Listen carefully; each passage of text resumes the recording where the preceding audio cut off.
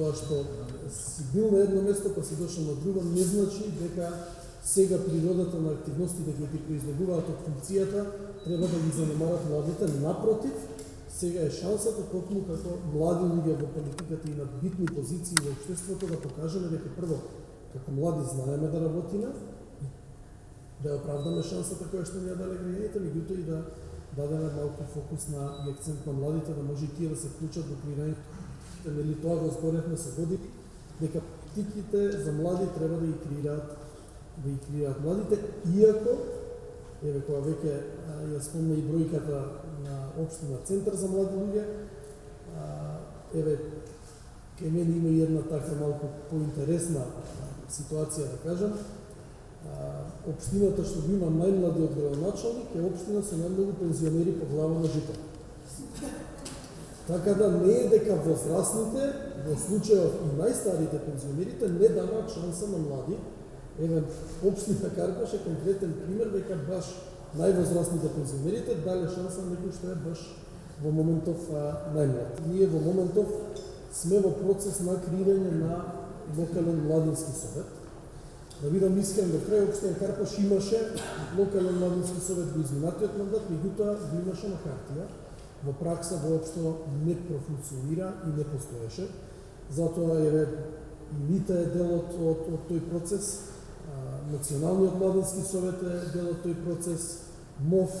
е исто дел од тој процес, ОПСЕ е дел од тој процес и сега сме во фаза на изменување на статутот на општината за да може да се направат потребните измени за да може да профункционира како што треба локалниот младински совет на територија на општина Карпаш. Јас се надевам веќе на наредна седница на совет, тоа е во месец јули, дека ќе ги имаме усвоени измените за да може полека да ставаме во функција младинскиот совет. Кога имаше во кампањата скепса помеѓу граѓаните, што до некаде е и нормално, и за мене, верувам и за Благо и за сите што бевме така помлади кандидати, дали сме премногу млади за оваа позиција, дали ќе одговориме соодветно, ние го користевме аргументот дека токму младоста ни дава сила, енергија и елан за да може да бидеме подостапни за граѓаните, тоа е првата работа, и втората дека токму младоста ни дава можност по-прогресивно да размислуваме и да воведеме некои практики кои што секаде горе-доле во западниот развој на свет се користат, меѓутоа за жал тука не се користат. Неминовно кога зборуваме за млади, преди да се спомне и поддршката која што како општина даваме и на млади таленти. Таленти дали од областа на спорт, од областа на културата, буквално секојдневно, иако ни е прилично тешка финансиската состојба, може да на начин за особено овие млади да ги поддржиме, бидејќи ако на некој не треба да се штеди, дефинитивно не треба да се штеди на овие луѓе. Дека покрај сите овие работи, она што јас лично сакам да остане како белег после 4 години мандат во општина Карпаш е буквално сите граѓани, без разлика дали се младите за кои што денес зборуваме, дали се нивните родители, дали се бабите и дедовците, да може да го почувствуваат едноставно младешкиот дух кој што произлегува од првиот човек на општината, меѓутоа и генерално од тимот во општината кој што е на некој начин баланс или комбинација помеѓу повозрасни луѓе со искуство од област на локална самоуправа и млади, не толку искусни, меѓутоа кои што имаат желба да се докажат и да покажат и да направат нешто, односно во секој сегмент да провејува генерално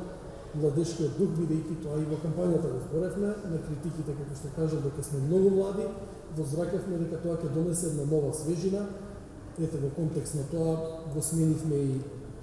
наредна недела излегува и новиот власник на општината. Не е она нешто стандардно што го имаше во минатото, слики од асфалтирани улици, сликовница, затоа што е дефинитивно извитена работа и досадна работа.